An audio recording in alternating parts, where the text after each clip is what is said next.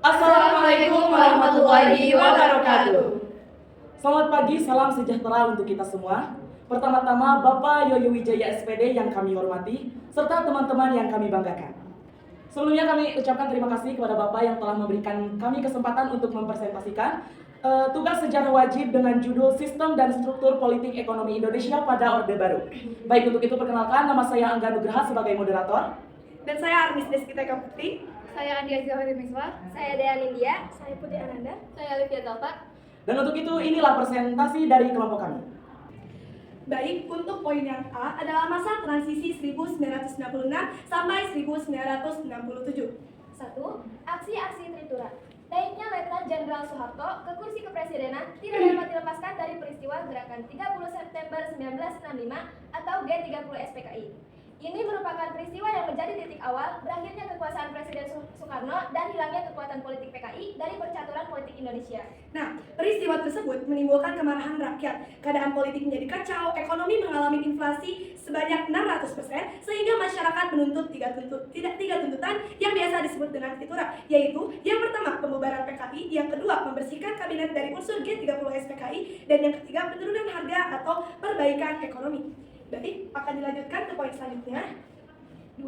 Surat Perintah 11 Maret. Untuk mengatasi krisis politik yang memuncak, pada tanggal 11 Maret 1966, Soekarno mengadakan sidang kabinet. Sidang ini ternyata diboikot oleh para demonstran yang tetap menuntut Presiden Soekarno agar membubarkan PKI dengan melakukan pengepasan ban-ban mobil pada jalan-jalan yang menuju istana. Nah, ada beberapa faktor yang melatar belakangi lahirnya Super Semar. Yang pertama, situasi negara secara umum itu sedang dalam keadaan kacau dan genting. Yang kedua, untuk mengatasi situasi yang tak menentu akibat dari G30 SPKI. Untuk ketiga, menyelamatkan negara dari PKI. Dan yang keempat adalah memulihkan keadaan dan kewibawaan pemerintah. Nah, Super Semar sendiri berisi pemberian mandat kepada Letjen Soeharto selaku Panglima Angkatan Darat untuk memulihkan keadaan dan kewibawaan pemerintah. Keluarnya Super Semar sebagai tonggak lahirnya Orde Baru. Baik, kita lanjutkan ke poin yang selanjutnya. 3. Dualisme kepemimpinan nasional. Memasuki tahun 1966, terlihat gejala krisis kepemimpinan nasional yang mengarah pada dualisme kepemimpinan. Di satu pihak, Presiden Soekarno masih menjabat presiden, namun pamornya telah kian merosot.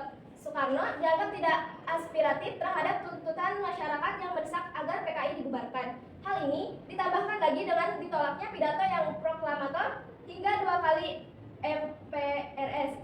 Sementara itu, Soeharto setelah mendapat surat pemerintah 11 Maret dari Presiden Soekarno dan sehari sesudah dalam pemerintahan yang masih dipimpin oleh Soekarno, Soeharto sebagai pengemban Super Semar diberi mandat oleh MPRS untuk membentuk kabinet yang diberi nama Kabinet Ampera. Hanya membubarkan PKI namanya semakin populer. Nah, di dualisme kepemimpinan ini adalah suatu kondisi di mana ada dua pemimpin dengan kewenangan yang sama yang memimpin satu organisasi. Nah, dualisme ini muncul setelah terbitnya Super Semar. Sebab saat itu Soekarno masih menjabat sebagai presiden, akan tetapi pelaksanaan pemerintahan dan pemimpin dan tugas harian sebagai presiden itu dijalankan oleh Soeharto.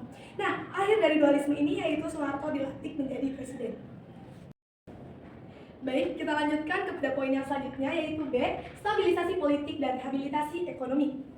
Terbentuknya pemerintahan Orde Baru yang diawali dengan keputusan Sidang Istimewa MPRS tanggal 12 Maret 1967 yang menetapkan Jenderal Soeharto sebagai pejabat presiden. Kedudukannya itu semakin kuat setelah pada 27 Maret 1968 MPRS mengukuhkannya sebagai presiden penuh. Pengukuhan tersebut dapat dijadikan indikator dimulainya kekuasaan Orde Baru.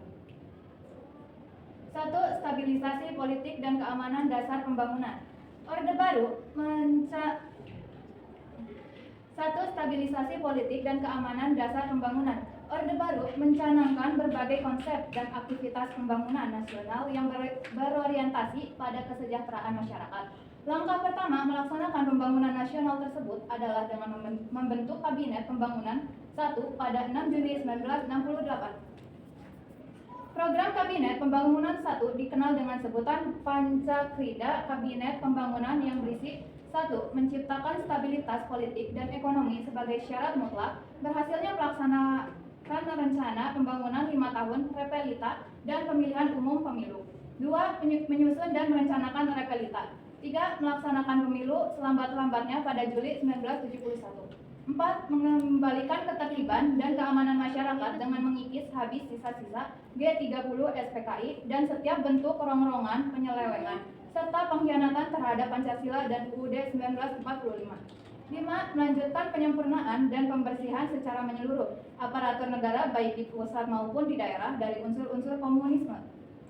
Nah, di dalam stabilisasi politik dan keamanan sebagai dasar pembangunan, ada trilogi pembangunan. Yang pertama, stabilitas nasional yang sehat dan dinamis. Yang kedua, pertumbuhan ekonomi yang cukup tinggi. Yang ketiga, pemerataan pembangunan dan hasil-hasilnya menuju kepada terciptanya keadilan sosial bagi seluruh rakyat. Yang kedua, stabilisasi penyeragaman. Depolitisasi, parpol, dan ormas juga dilakukan oleh pemerintahan Orde Baru melalui cara penyerangan ideologis melalui ideologi Pancasila. Dengan alasan Pancasila telah menjadi konsensus nasional. Keseragaman dalam pemahaman Pancasila perlu disosialisasikan. Gagasan ini disampaikan oleh Presiden Soeharto pada acara Hari Ulang Tahun ke-25 Universitas Gadjah Mada di Yogyakarta 19 Desember 1974. Untuk yang ketiga, penerapan dwi fungsi ABRI. Konsep dwi fungsi ABRI sendiri dipahami sebagai jiwa, tekad, dan semangat pengabdian ABRI untuk bersama-sama dengan kekuatan perjuangan lainnya memikul tugas dan tanggung jawab perjuangan bangsa Indonesia, baik di bidang hankam negara maupun di bidang kesejahteraan bangsa dalam rangka penciptaan tujuan nasional. Berdasarkan Pancasila dan Undang-Undang Dasar 1945. Berangkat dari pemahaman tersebut, ABRI memiliki keyakinan bahwa tugas mereka tidak hanya dalam bidang hankam, namun juga non-hankam. Untuk yang keempat, rehabilitasi ekonomi Orde Baru. Program rehabilitasi ekonomi Orde Baru dilaksanakan berlandaskan pada Top MPRS nomor XXIII 1966 yang isinya antara lain mengharuskan diutamakannya masalah perbaikan ekonomi rakyat di atas segala soal-soal nasional yang lain. Hal ini juga termasuk soal-soal politik. Konsekuensinya, kebijakan politik dalam dan luar negeri pemerintahan harus sedemikian rupa hingga benar-benar membantu perbaikan ekonomi rakyat. Untuk yang kelima, yaitu kebijakan pembangunan Orde Baru. Tujuan perjuangan Orde Baru adalah menegakkan tata kehidupan bernegara yang didasarkan atas kemurnian pelaksanaan Pancasila dan Undang-Undang Dasar 1945. Sejalan dengan tujuan tersebut, maka ketika kondisi politik bangsa Indonesia mulai stabil untuk melaksanakan amanat masyarakat, maka pemerintah mencanangkan pembangunan nasional yang diupayakan melalui program pembangunan jangka pendek dan pembangunan jangka panjang. Pembangunan jangka pendek dirancang melalui pembangunan 5 tahun, yaitu atau yang disebut juga dengan PELITA, yang di dalamnya memiliki misi pembangunan dalam rangka mencapai tingkat kesejahteraan bangsa Indonesia. Konsekuensi dari pertumbuhan ekonomi yang cukup tinggi akibat pelaksanaan pembangunan tidak akan bermakna apabila tidak diimbangi dengan pemerataan pembangunan. Oleh karena itu, sejak pembangunan 5 tahun tahap 3, sejak 1 April 1979 hingga 31 Maret 1984, maka pemerintahan Orde Baru menetapkan 8 jalur pemerataan, yaitu 1. Pemerataan pemenuhan kebutuhan pokok rakyat, khususnya pangan, sandang, dan perumahan. Yang kedua, pemerataan kesempatan memperoleh pendidikan dan pelayanan kesehatan. 3. Pemerataan pembagian pendapatan. 4. Pemerataan kesempatan kerja. 5. Pemerataan kesempatan kerja. 6. Pemerataan kesempatan berpartisipasi dalam pembangunan khususnya bagi generasi muda dan kaum wanita. 7. Pemerataan penyebaran pembangunan di seluruh wilayah tanah air. Yang ke-8 yaitu terakhir pemerataan kesempatan memperoleh keadilan. Baik, masih dari kebijakan pembangunan di Orde Baru. Di bidang yang pertama ada di bidang pertanian, yaitu sepanjang 1970-an hingga 1980-an dilakukan investasi besar-besaran untuk infrastruktur pembangunan 5 tahun atau yang sering disingkat dengan PELITA. Swasembada pangan merupakan fokus tersendiri dalam rencana pembangunan yang dibuat oleh Soeharto. Nah, untuk bidang yang kedua ada di bidang pendidikan. Pada masa kepemimpinan Soeharto, pembangunan pendidikan mengalami kemajuan yang sangat penting. Ada 3 hal yang patut dicatat dalam bidang pendidikan masa Orde Baru, yaitu yang pertama, pembangunan sekolah dasar impres atau SD impres, program wajib belajar, dan pembentukan kelompok belajar atau kejar. Yang ketiga, ada di bidang keluarga berencana atau KB. Pada masa Orde Baru, dilaksanakan program untuk pengendalian pertumbuhan penduduk yang dikenal dengan keluarga berencana atau sering disingkat dengan KB.